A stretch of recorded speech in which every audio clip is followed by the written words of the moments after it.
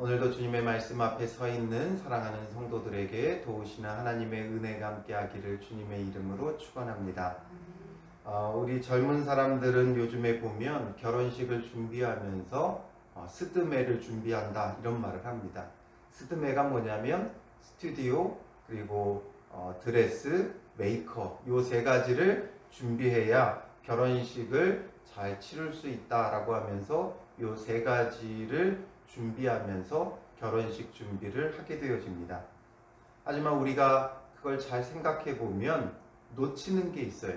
젊은 사람들은 결혼을 준비하면서 스드메를 준비하지만 결국 그 스드메는 결혼식 자체예요. 그 식만 잘 치른다고 해서 결혼 생활을 잘 할 수 있는 게 아니죠. 결혼식을 열심히 준비하는데 정작 결혼은 준비하지 않는다는 거죠. 어떻게 결혼 생활을 해야 되고 신랑으로서 신부로서 어떻게 살아야 하며 어떻게 이제 그 둘이 하나 되어져야 하고 한 가정을 이룰 때 어떻게 이루어야 하는지 이런 부분에 있어서는 준비하지 않는다는 거죠. 그러다 보니까 식만 준비하고 식만 성대하게 치르고 나서 정작 결혼 생활에 있어서는 갈등과 다툼으로 깨지는 경우들이 너무 많이 있는 거예요. 이처럼 준비된 사람이 되는 게 중요한 것이지 어떤 형식이 중요한 것은 아닙니다. 물론 형식이 필요하죠. 결혼식이라는 것을 통해서 다시 한번 이제 언약 관계로 들어가게 되고 자기의 어떤 이제 신랑됨을 신부됨을 나타낼 수 있는 기점이 되지만 더 중요한 건 그래서 어떤 신랑이 될 것인가, 어떤 신부가 될 것인가, 어떤 결혼 생활을 할 것인가 이게 중요한 거예요. 우리의 신앙도 마찬가지예요. 어떤 여러 가지 우리가 종교적인 형식을 따라 갖추어서 진행되는 식이 중요한 게 아니라 그 식을 올리는 주님의 백성으로서 준비되어지는 게 중요하죠. 우리가 예배 예식보다 예식도 물론 잘 준비된 예식을 통해 하나님을 예배하는 것도 중요하지만 더 중요한 건 하나님은 영과 진리로 예배하는 자들을 찾는다라고 말씀하셨어요.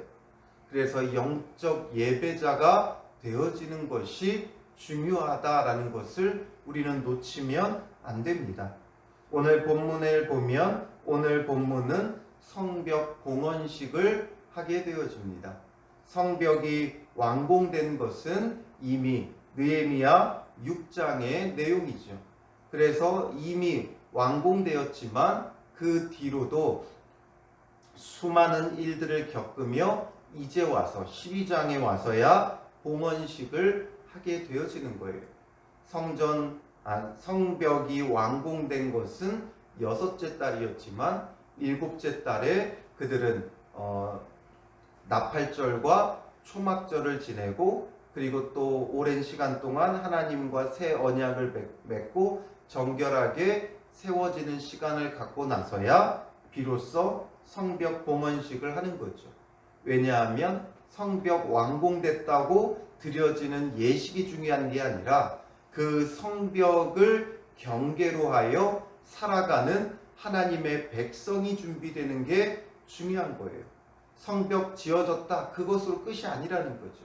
이 성벽을 이제 경계로 하여 하나님 안에서 거룩하게 구별되어 살아가는 것이 이들에게 중요한 문제였어요.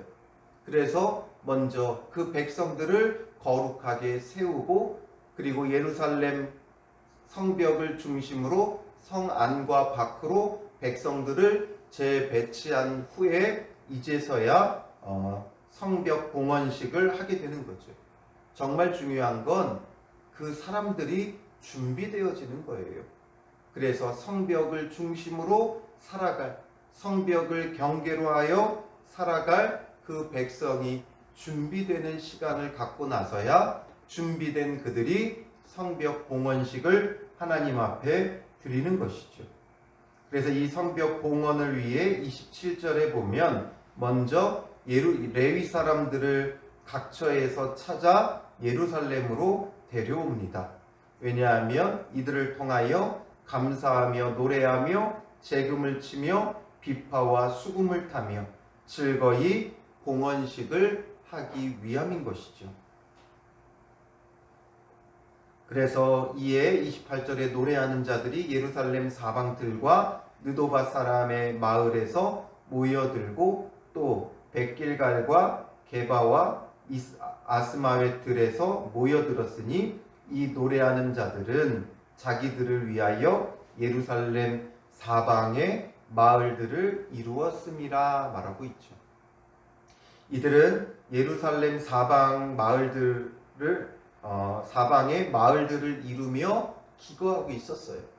예루살렘 성 안에 살고 있었던 레위인들도 있었지만 모두를 수용할 수 없기 때문에 이들은 특별히 예루살렘 성 가까이, 사방에 하니까 그냥 무조건 흩어진 것처럼 보여지지만 예루살렘 근처에 마을들을 이루며 살아갔다라는 거죠. 멀리 떨어지지 않은 곳에 마을들을 이루며 살아갔어요. 여기서는 자기들을 위하여라고 하니까 자기들의 이익을 위해 그렇게 한 것처럼 보여지지만 그들은 자기 그 중심이 아니라 자기들의 그 일들을 위해서, 레위인으로서 성전 봉사의 일을 위해 멀리 흩어져 살지 않고 예루살렘 사방 근처에 흩어져서 마을들을 이루며 있었던 거예요. 그래서 수시로 예루살렘 성 안을 드나들면서 성전 봉사의 일을 감당했다라는 것을 알 수 있습니다. 그래서 그들을 불러 모아 이제 이들로 하여금 찬양하며 즐겁게 봉헌식을 드리려고 하는 거예요. 이들을 다 모은 다음에 가장 먼저 행한 게 뭐예요? 제사장들과 레위 사람들이 몸을 정결하게 하고 또 백성과 성문과 성벽을 정결하게 하니라. 정결하게 하는 게 늘 우선순위예요. 그동안 백성들의 정결 작업을 계속 한 거죠. 식 자체가 중요한 게 아니라 그 식 올리는 자들을 준비하는 게 더 중요한 거예요. 그래서 먼저 백성들을 정결하게 하기 위해 일곱째 달에 그런 절기들을 보내고 하나님 앞에서 금식하고 정결의 시간을 가지고 하나님 앞에 새롭게 언약을 세우며 결단하고 임봉하여서 먼저 정결 예식들이 진행되어져 왔었고, 이제 다시 한번 그 식을 진행해야 될 레위인과 제사장들의 몸을 정결하게 할 뿐만 아니라 드려지는 성문과 성벽도 정결하게 하고 있다는 거죠. 무엇으로 정결하게 했겠습니까? 아마도 이들은 구약의 그 율법들의 정결 예식을 따라 사람들과 성문과 성벽을 정결하게 했을 거예요. 그래서 이런 정결 예식들을 보면 대체로 사람을 정결하게 할 때는 하나님께서 속죄제도 드리게 하셨고 희생제사도 드리게 하셨고 또 목욕을 하고 의복을 빨도록 했어요. 특별히 몸을 닦고 의복을 빠는 것, 이것을 상징적으로 그 행위를 하면서 몸을 씻고 옷을 빨면서 자신들의 그 죄를 회개하며 영혼을 씻는다, 이 마음을 갖고 아주 엄중하게 진행되어졌을 겁니다. 이처럼 오늘 우리는 어떻게 정결 예식을 가져야 되겠습니까? 바로 그리스도의 보혈에 우리의 몸과 영혼을 씻어 깨끗함을 얻는 자가 되어져야 한다는 거죠. 이들이 봉헌식을 하는 것은 우리가 예배드리는 것과 다르지 않아요. 뭔가 봉헌식 하니까 성전 봉헌식 이런 것만 우리가 생각을 하는데, 잘 생각해 보면 이들이 성전을 재건하고 성벽을 재건한 후에 드렸어요. 그러나 이 성전이 말하는 게 뭐예요? 예수 그리스도 중심의 신앙을 우리에게 말해주고 있는 거예요.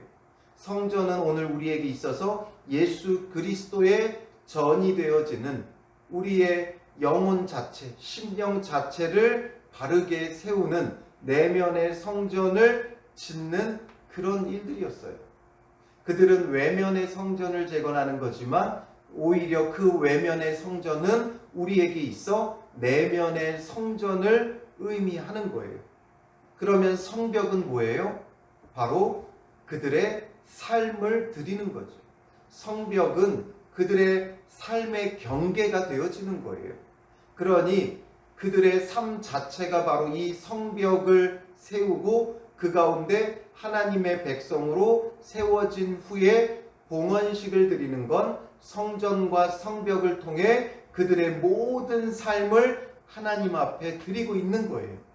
그러므로 오늘을 살아가는 우리가 바로 로마서 12장 1절 2절 말씀처럼 우리 몸을 거룩한 산 제물로 드리는 것과 같은 거예요.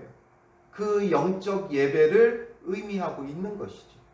그래서 우리의 삶의 경계를 말씀으로 분명히 세우고 말씀 앞에 정결하게 세워진 우리가 주님 앞에 드려질 때 바로 너희 몸을 거룩한 산 제물로 드리라. 이것이 바로 이 에스라 느헤미야의 말씀인 거죠.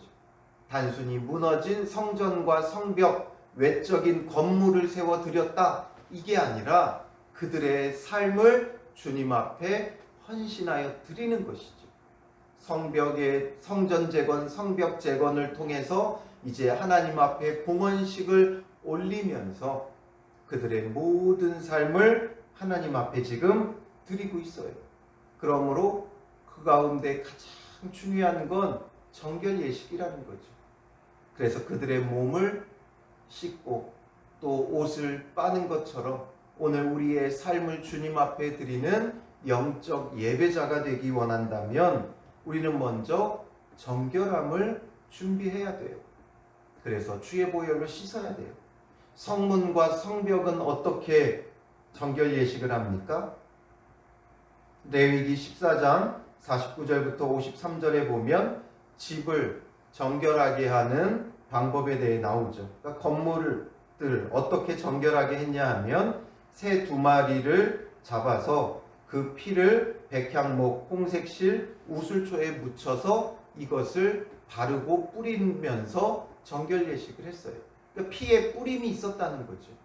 그러므로 우리의 모든 삶에 그리스도 예수의 보혈을 뿌려 정결함을 얻어야 된다는 거예요.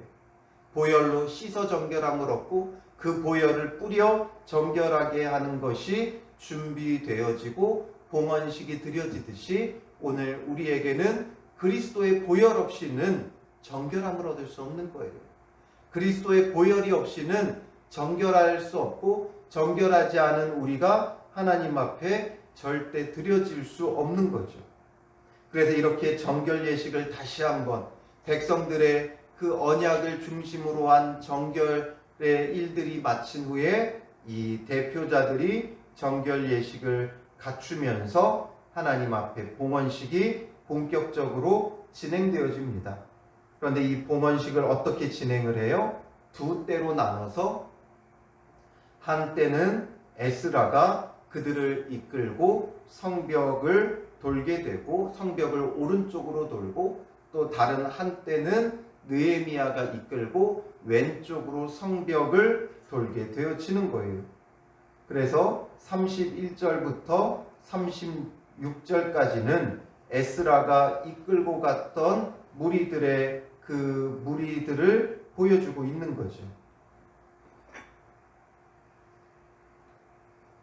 자, 31절에 보면 유다 방백들을 성벽 위에 오르게 하고 또 감사 찬송하는 자의 큰 무리를 둘로 나누어 성벽 위로 대오를 지어 가게 하였는데 한 무리는 오른쪽으로 분문을 향하여 가고 그리고 이제 다른 한쪽 38절에 보면 감사 찬송하는 다른 무리는 왼쪽으로 행진하였다라는 거죠.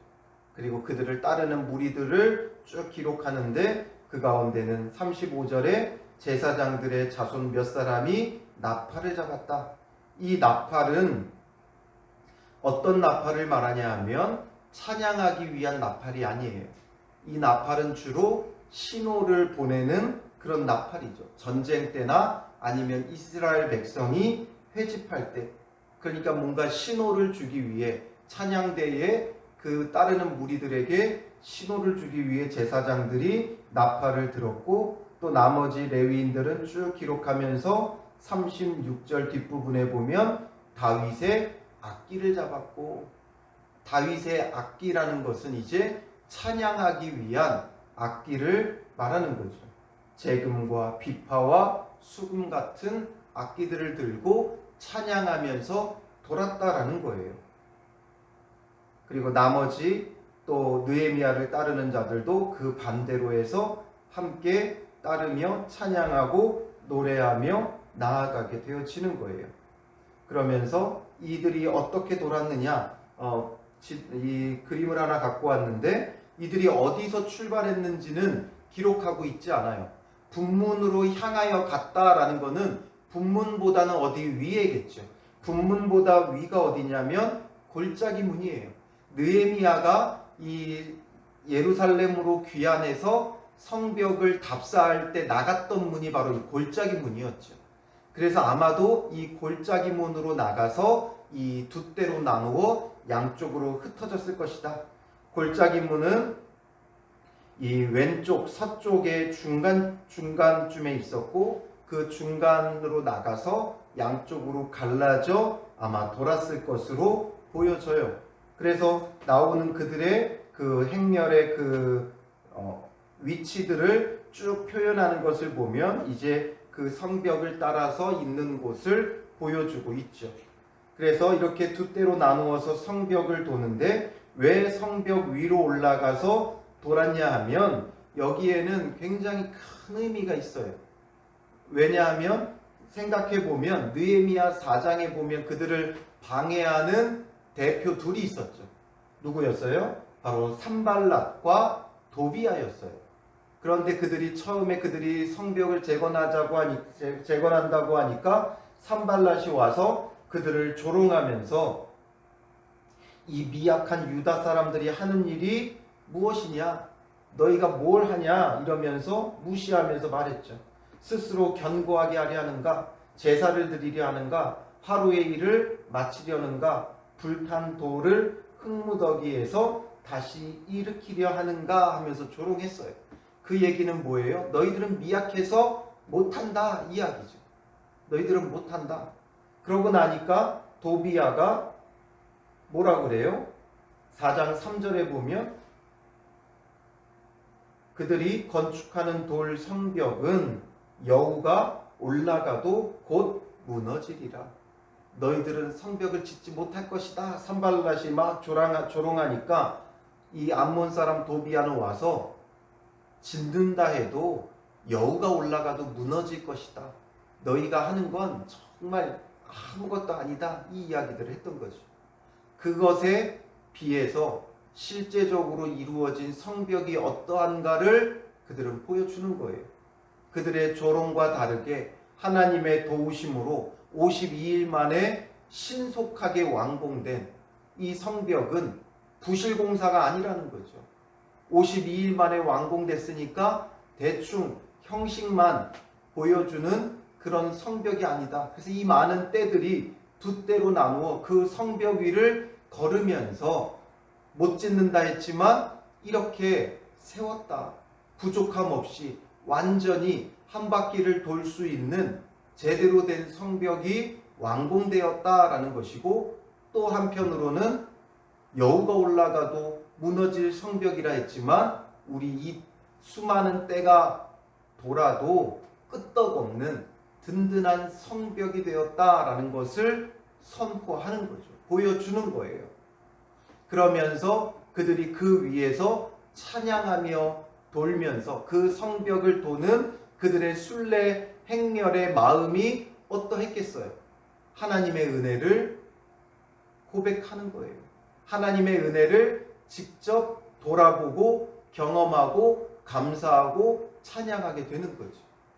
우리가 가끔 그럴 때 있지 않아요? 내가 해놓고도 야 이거 어떻게 했냐 싶은 그런 마음이 들 때가 있잖아요. 그런 것처럼 그것을 직접 보니까 야 이 놀라운 성벽을, 이렇게 멀고 긴 성벽을 우리가 어떻게 52일 만에 지었느냐, 이것을 그들은 현장에서 보게 되어졌을 거예요. 그들이 성벽을 지을 때는 몰랐어요. 뭔가 막 사명감 속에 이곳저곳 막 지어나가면서 정신없이 지어나갔어요. 방해 공작에도 불구하고 마음을 지키고 마음을 들이며 힘써서 이 성벽을 막 짓느라 정신이 없었어요. 이게 어떻게 되어졌는지 그들이 모르는 사이에 52일 만에 성벽이 완공됐어요. 그러나 이 두 때로 나누어 성벽 위를 걸으면서 이게 그냥 작은 성벽이 아니잖아요. 예루살렘 성을 둘러치는 이 성벽 위를 걸으면서 그들이 느껴지는 건, 야, 이거 어떻게 지었을까? 이 든든한 성벽을, 이 크고 든든한 성벽을 우리가 어떻게 지었는가 하면서 그들이 실제로 이 모든 것을 경험했을 거예요. 그것은 그냥 자화자찬이 아니라, 그러니까 그들이 뭘 느끼겠어요? 어떻게 이것을 지었는가? 결국 하나님의 일하심이었구나. 이것을 그 현장에서 보게 되는 거예요. 우리의 힘으로 할 수 없는 이 일들을, 산발랏이 말했듯이 이 미약한 유다 우리가 12지파가 함께 모여서 지은 것도 아니고 그 유다 지파, 베냐민 지파 전부가 와서 지은 것도 아니고, 이 귀한 자들이, 포로 생활에서 귀환한 우리가 이것을 어떻게 지을 수 있었겠는가? 우리는 이것을 우리의 힘으로 하지 못한다, 이거죠. 이야, 멋지다, 대단하다, 우리가 이런 걸 짓다니. 여기서 끝나는 게 아니라 하나님의 은혜가 참 놀랍구나, 하나님의 일하심이 정말 놀랍구나, 이것을 그들은 현장에서 보고 그 하나님의 일하심에 감사하며 찬양하는 거예요. 그래서 이 성벽 위를 걸으면서 하나님의 일하심을 돌이켜보는 것이죠. 그러므로 우리에게도 필요한 건, 예배할 때 어떤 식 자체가 아니라 먼저 성결하게 구별하고 우리의 삶을 돌아보는 거예요. 만약 우리가 주일 예배를 드린다고 하면 지난 한 주간의 우리의 삶을 돌아봐야 돼요. 야, 이 한 주 우리는 늘 느끼는 건 뭐예요? 또 일주일이 갔구나, 시간 참 빠르다, 이것밖에 못 느끼죠. 그러나 다시 한번 우리의 삶을 하나하나 돌아봐야 돼요. 복기해 봐야 돼요. 월요일부터 토요일까지 그 삶을 돌아보면, 아, 이 한 주도 하나님의 은혜였구나, 하나님의 은혜 가운데 살아왔구나, 이것이 고백되어질 때 우리는 스스로 찬양이, 감사가 넘쳐나는 그런 예배가 되어질 수 있는 거예요. 성벽을 도는 그들의 모습처럼 예배할 때 우리의 삶을 돌아보면서 하나님의 은혜로 세워진 우리의 삶, 하나님의 말씀을 경계로 하고 살아갔던, 하나님이 나의 울타리가 되어 그 안에 살아왔던 우리의 그 삶을 돌아보면서 하나님 앞에 감사하며 찬양해야 한다는 거죠. 그러니 그렇게 돌아서 이제 그 두 무리가 한 군데서 만나서 어디로 갑니까? 성전으로 가게 되어지는 거예요. 43절에 보면, 이날에 무리가 큰 제사를 드리고 심히 즐거워하였으니, 두 때가 함께 만나서 이제 성전에 가서 제사를 드리게 되어지는 것이죠. 그래서 40절에 먼저 앞서서 보면, 감사 찬송하는 두 무리가 하나님의 전에 섰고, 이들이 만나서 하나님의 전에 나아가 서게 되는 거예요. 그리고 또 나와 민장의 절반도 함께 하였고 라고 하면서, 느헤미야는 여기에서 자기와 그 백성의 대표 절반을 이제 감사 찬송하는 무리와 분리를 시켜요. 하나님의 전에 설 때는 그동안 느헤미야가 모든 것을 앞장서서 했지만, 느헤미야는 제사장이 아니었어요. 그는 그냥 일반 백성이었죠. 그냥 일반 지파의 사람이었어요. 그러다 보니까 하나님의 전 앞에서 이는 이제 뒤로 빠지는 거예요. 함께 하였다라고 하니까 그들과 함께 서 있는 것처럼 보여지지만, 이 말에는 정확하게 엄밀하게 원어적으로 생각을 해보면 느헤미야와 백성의 그 대표, 민장, 감독 절반은 분리돼서 같이 서 있다. 이들이 그냥 같이 서 있다는 거죠. 느헤미야와 민장들이 같이 따로 떨어져서 서 있었다라는 거예요. 하나님의 전에서 이제 제사의 직무를 해야 되는 건 제사장들과 레위인들이기 때문에 그들과 이제 자기 스스로 분리하면서 그는 뒤로 빠지는 거예요. 자기가 할 것은 다 한 거죠. 그러니 이제는 제사장들과 레위인들이 제사할 수 있도록 빠지는 거예요. 결국 우리가 주님을 내세워야 한다는 거죠. 예수 그리스도를 내세워야 하는 것이지 우리가 직접 뭘 할 수 있는 게 아니에요. 우리가 직접 하나님 앞에 나아가지만 항상 예수 그리스도를 통해야 되고 예수 그리스도가 앞장서야 되는 거예요. 주님 앞에 설 때는 예수 그리스도가 앞장서 나가는 것이죠. 그를 중보자로 우리가 나아가게 되고 그가 우리의 큰 대제사장이 되어 우리를 위해 앞장서 나아가셔야 하는 거예요. 그러니까 이제 큰 제사를 드리고 43절에 심히 즐거워하였다. 기쁨과 즐거움이 그들 가운데 가득하게 되어지죠. 그러니까 하나님께서 이 즐거움이 그들 자체의 즐거움이 아니었어요. 이는 43절 뒷부분에 보면 하나님이 크게 즐거워하게 하셨습니다. 하나님이 즐거워하게 하셔야 우리가 즐거울 수 있는 거예요. 세상이 주는 즐거움은 그냥 임시적이고 잠깐일 뿐이에요. 그러나 하나님이 주시는 그 즐거움은 온전하고 완전한 즐거움이 되죠. 그래서 이 봉헌식에 대한 표현은 항상 즐거움이에요. 그래서 27절에도 즐거이 봉헌식을 행하려 하였고 또한 43절에 이들은 큰 제사를 드리고 심히 즐거워했어요. 그러면서 더 부가적으로 설명하죠. 43절 뒷부분에 보면 부녀와 어린아이도 즐거워하였으므로 예루살렘이 즐거워하는 소리가 멀리 들렸느니라. 결국 즐거움이 계속 표현되어지죠. 이 식에 참석한, 이 예식에 참석했던 사람들은 성인 남성이었을 거예요. 그런데 성인 남성들만 지금 즐거워한 게 아니라 이 식에 참석할 수 없었던 부녀와 어린아이들도 즐거워했다라는 거죠. 온 성이 즐거워했다는 거예요. 바로 하나님 앞에 드려진다는 것은 바로 이런 즐거움이에요. 내 것이 빼앗기고 내 것이 줄어드는 게 아니라 오히려 하나님 앞에 드려지는 게 즐거움이에요. 하나님 앞에 쓰임받는 것이 즐거움이에요. 제가 봉헌 예물을 위해 예배 때 기도할 때 꼭 빠지지 않는 수고자들, 헌신자들을 위한 기도를 하죠. 봉사자들을 위한 기도를 해요. 그러면서 제가 함께 기도하는 내용 중에 한 부분이 뭐냐면 주께 쓰임받음에 감사하는 사람이 되게 해달라는 것이죠. 주께 쓰임받는 것이 감사고 즐거움이에요. 주의 전에서 우리가 무언가를 할 수 있다는 것이 즐거움이에요. 그래서 자발적으로 내가 헌신하고 드려질 때 기쁨과 감사와 즐거움이 있어요. 이게 자발적이냐 아니면 타의에 의한 것이냐에 따라 달라요. 자발적으로 드리면 헌신이 되지만 타의에 의해 드려지면 빼앗김이 되는 거예요. 빼앗겼을 때는 즐거움이 없죠. 그러나 내가 자발적으로 드릴 때 그게 감사가 되고 찬양이 되고 즐거움이 되는 거예요. 그러므로 우리가 무엇을 하든지 주님 앞에 드려지는 삶을 살아야 한다는 거죠.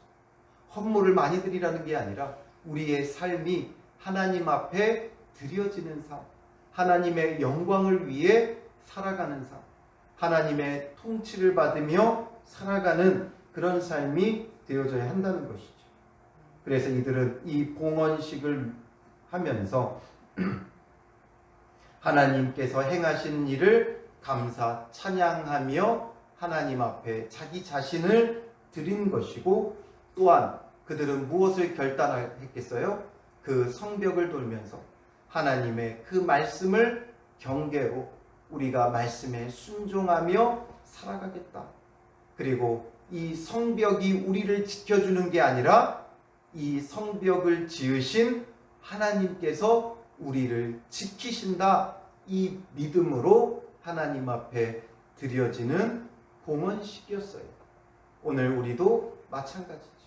주님 앞에 예배할 때 우리의 삶을 산 제물로 드릴 때 우리에게 중요한 건 하나님의 은혜를 감사 찬양하면서, 감사 찬양할 뿐만 아니라 이제 우리의 삶을 그동안 인도하셨던 주께서 우리를 지켜 보호하시며 함께 하심을 우리가 확신하고, 그래서 그의 울타리, 그의 경계의 말씀에 순종하며 살아가겠다는 결단이 있어야 되는 거예요.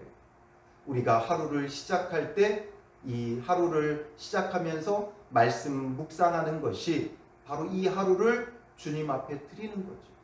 지난 날들의 삶을 주님 앞에 감사하며 찬양하고, 오늘 주신 그 말씀을 통해 하나님께서 나를 지켜 보호하여 주실 것이고, 나는 그 말씀을 경계로 순종하며 살아가겠다. 이게 바로 우리의 새벽 예배고 말씀 묵상이고, 이렇게 하나님 앞에 드려지는 삶을 살아가는 믿음의 사람들이 되시기를 주님의 이름으로 축원합니다. 기도하겠습니다. 살아계신 아버지 하나님, 오늘 성벽 봉헌식을 통하여 우리가 어떤 예배자가 되어야 하는가를 다시 한번 살펴보게 됩니다. 성벽 자체가 중요한 것이 아니라 이 성벽을 경계로 살아갈 하나님의 백성이 준비되어지는 것이 중요했고, 준비되어질 때 성벽과 함께 그들 자신들의 모든 삶을 하나님 앞에 드림을 보게 됩니다. 하나님, 주님 앞에서 우리가 준비된 거룩한 백성이 되게 하여 주시고, 날마다 이 성벽 위를 걷는 마음으로 우리의 삶을 돌아보며 하나님의 도우심과 인도하심의 일하심의 놀라움을 감사 찬양하는 자들 되게 하시고, 그러므로 주님의 그 인도하심 아래, 보호하심 아래 우리가 참된 안전과 평안을 누림을 믿고 확신하는 자들 되게 하시고, 그러므로 그 말씀의 경계를 따라서 순종하며 살아가는 믿음의 사람이 되기로 결단되어지게 하여 주시옵소서. 오늘도 주의 말씀으로 우리의 삶에 거룩한 삶의 경계의 성벽을 세우게 하시고, 이 말씀 앞에 순종하며 주를 따르고 그 말씀 안에서 늘 주님 안에 참된 안전과 평안과 안식을 누리는 믿음의 사람들이 되게 하여 주시옵소서. 오늘도 우리의 든든한 성벽이 되어 주실 하나님을 바라보며 주님께 감사하며 예수님의 이름으로 기도합니다. 아멘.